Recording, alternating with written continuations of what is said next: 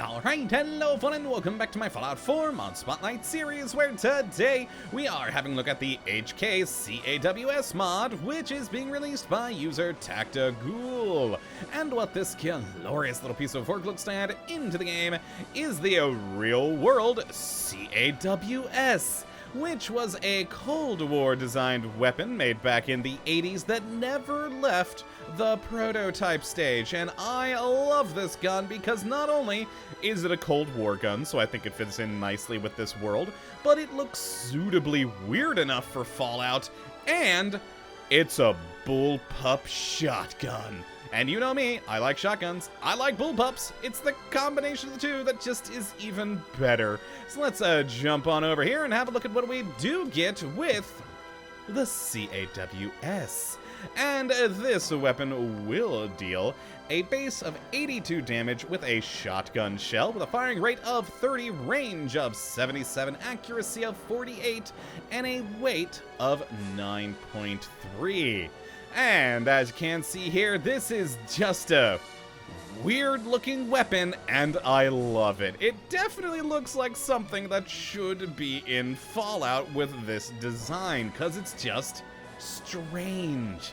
But it is pretty nicely made on here, very nice detailing on the modeling and the texturing, and I do like that it looks suitably beaten up and worn down after years of, well, being in the Commonwealth.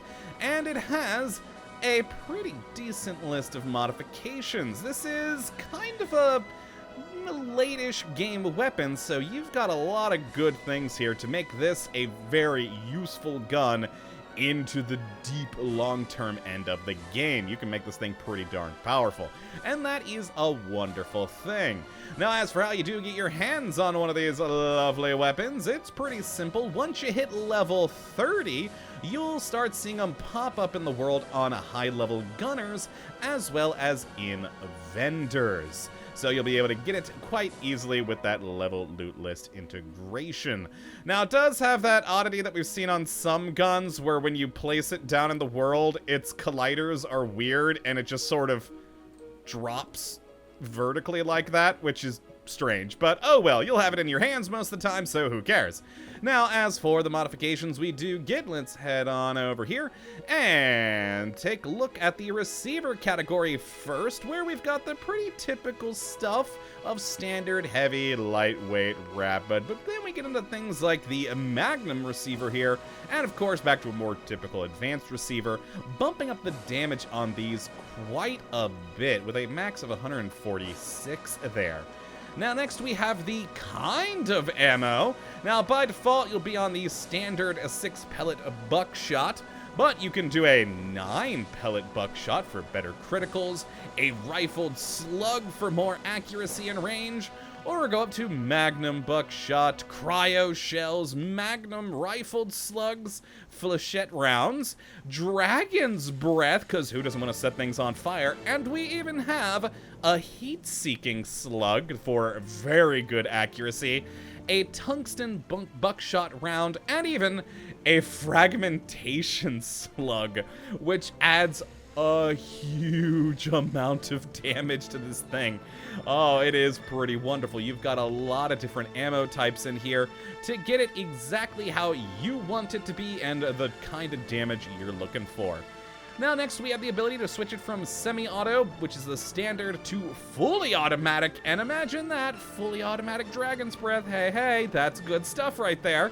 We then have the magazine category, where we just have two of either the standard 10-round or a quick magazine. That's just faster reload on that, but still only 10 rounds. Would have liked to see a little bit more in there, but no, well, it's still fun. Though on fully auto, you go through that quick.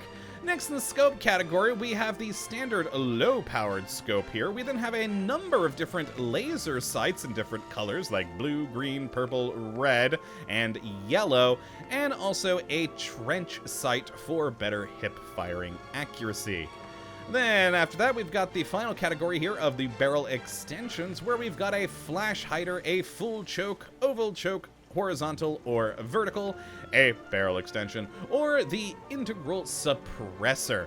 Now, the suppressor, though, yes, suppressing is going to lower down the damage, so if you want full max damage, you're not actually going to want anything on this. The flash hider, full choke, all those do lower damage except for the barrel extension there. And that is it for all the modifications, so let's take a look at this thing in action and take some shots. And fire.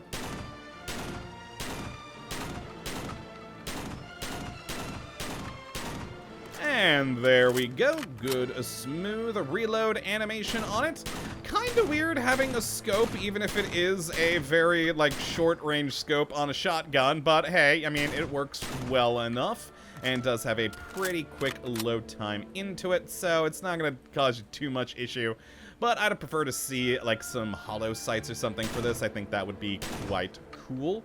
But yeah, overall, a very good weapon. And let's get a good reload on here, and then fire as quick as we can to see the kick on this. So as you can see, the kick is pretty negligible. I mean, we fired all 10 of those rounds, and at our height, we got to about there.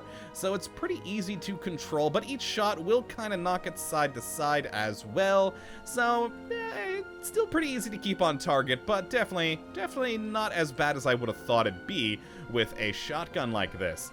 Now, let's grab two of the custom ones I made, a suppressed one here and a glow-sighted one, and get some shots with these. Now, I believe, yeah, I did this one with the Dragon's Breath because, of course, I had to do one in Dragon's Breath.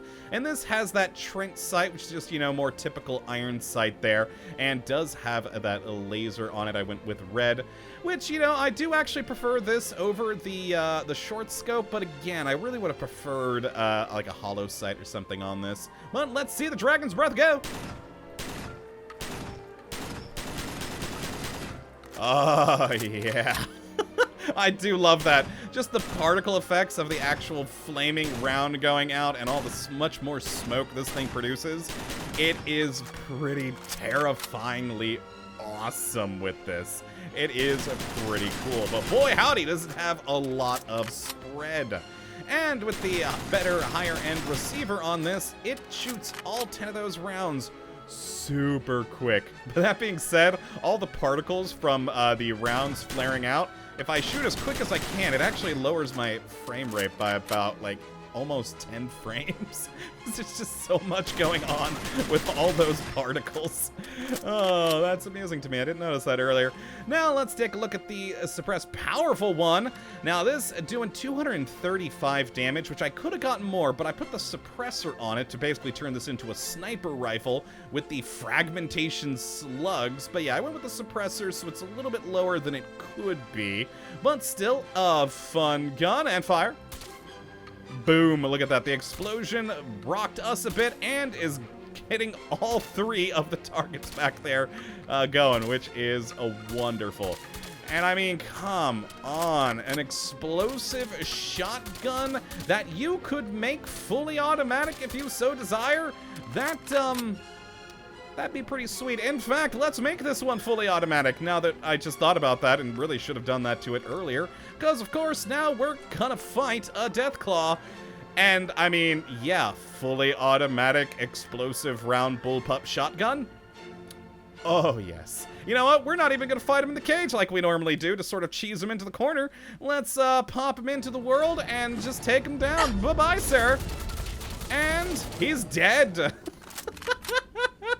He didn't even have a chance. He didn't even have a chance. In fact, let's do two.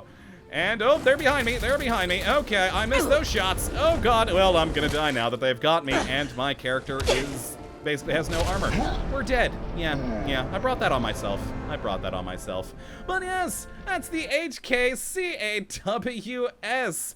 A wonderful gun from a Cold War prototype to the Commonwealth, which is a great addition. And I mean, come on, who doesn't want a bullpup shotgun that can have bullets that explode? That's just wonderful. So if you'd like to have a look at this mod for yourself, which I'd certainly recommend you go and do, you can have a look at the link in the description as per usual. But that, my friends, is gonna be it for today. Hopefully you all have enjoyed and you do come back for the next, when we'll be having a look at yet another wonderful mod. But until that time, thank you for watching, and as always, have a good one!